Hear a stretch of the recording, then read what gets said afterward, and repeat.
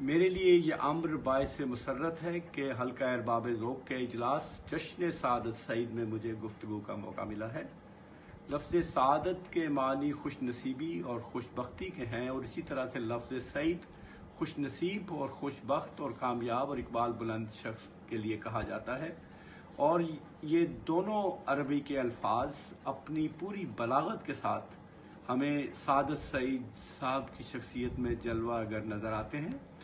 और अगर उनकी इन दोनों नामों का इम्तजाज अगर मेरे दिल पर मुनक़िस होता है तो मेरे दिल की मखरूत मस्तवी से जो रंग उभरते हैं वो मुझे ये कहते हैं कि ऐसा इंसान जब किसी घर में पैदा होता है तो दरअसल वो उस घर की खुशनसीबी के बायस होता है।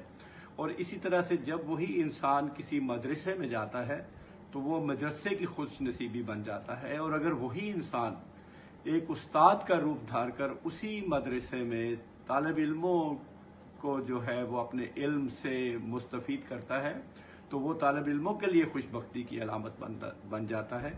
और अगर वो एक तनकीद निगार, तजज़िया निगार, शायर और अदीब की हैसियत से अदब के मैदानों में आता है तो मैं ये कहूँगा कि दरअसल वो अदब की खुश नसीबी का बायस बनता है।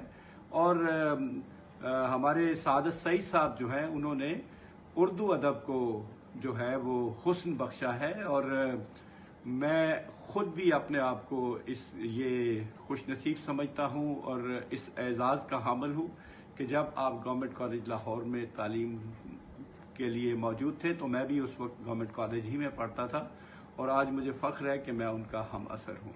बहुत बहुत शुक्रिया। अस्सलाम वालेकुम।